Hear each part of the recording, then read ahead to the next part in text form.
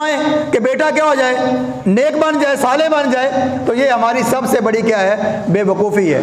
औलाद को नेक देखना चाहते हो और औलाद को ये समझना चाहते हो कि हमारे जाने के बाद हमारे लिए ज़रिया नजात बने, हमारे लिए दुआएं मग़फ़िरत करे, तो आज ही अपनी औलाद की अच्छी तरबियत करें। औलाद को मस्जिद के अंदर लेके आएँ, खुद मस्जिद के अंदर आएँ, 5 वक्त की नमाज पढ़ें। और जिस तरह स्कूल ना जाने के ऊपर बच्चे को माँ भी पूछती है, बाप भी पूछता है, बड़ा भाई भी पूछता है, बड़ी बहनें भी पूछती हैं, इसी तरह नमाज छोड़ने के ऊपर बाप भी पूछेगा, माँ भी पूछेंगे, बड़े भाई भी पूछेंगे, बड़ी बहनें भी पूछेंगी, तो उम्मीद है कि वो बच्चा कभी नमाज नहीं छोड़ेगा। बात समझ आ रही है? तो आज हमारी लापरवाही है, औलाद का मोबाइल के ऊपर लगे रहना, उनको महंगे से महंगे मोबाइल लेके देना, उनको इंटरनेट के पैकेज लगा के देना और हर किस्म की बेहयाई उनको लेके देना, और बाद में कहना कि हमारी औलाद हमारी नाफरमान हो गई है। तो मेरे दोस्तों, ये खुद आपने अपने पाँव के ऊपर क्या मारी है, कुल्हाड़ी मारी है, ये किसी का नहीं है। इसलिए अपनी औलाद की अच्छी तरबियत करें। काला या मरियम अन्ना लकी हाजा, क्या कि ज़करिया ने क्या पूछा, क्या मरियम ये कहाँ से आया? ये इस बात की दलील है कि वालिदैन अपनी औलाद की तरबियत करें, उनकी देखभाल करें। आज माशरे के अंदर जो इंतशार है, आज जो माशरे के अंदर झगड़ा है, उसकी मेन वजह यह है कि हमने औलाद की सरपरस्ती से अपने हाथ को क्या कर लिया है, उठा ली है। इसलिए अपनी जिम्मेदारी समझे। ये क़यामत के दिन आपसे सवाल किया जाएगा, ये नहीं पूछा जाएगा कि आपने कमाया था कि नहीं कमाया था।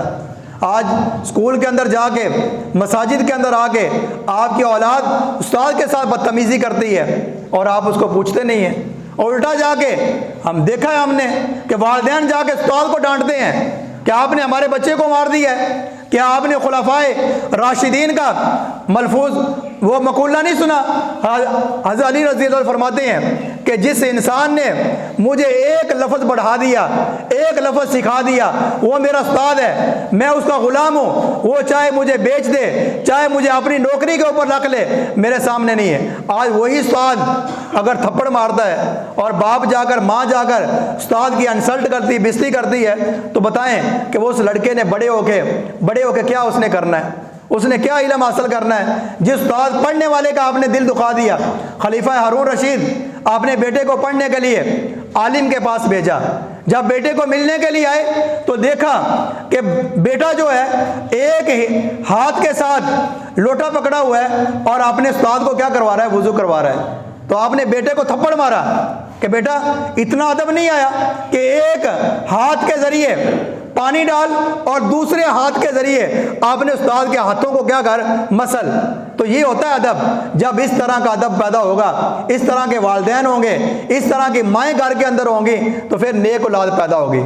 जब बेहयाई है, पता ही नहीं है, ना आपने बड़ों का अदब किया है, ना आपने अपने उस्तादा का अदब किया है, ना आपने किसी को सिखाया है, तो इस तरह फिर जो औलाद है आए उस्ताद की बदतमीज़ी करती है, उसके साथ गंदे रवैये के साथ पेश आती है, तो यही औलाद बड़े होने के बाद आपके गिरेबान को भी क्या करेगी, पकड़ेगी।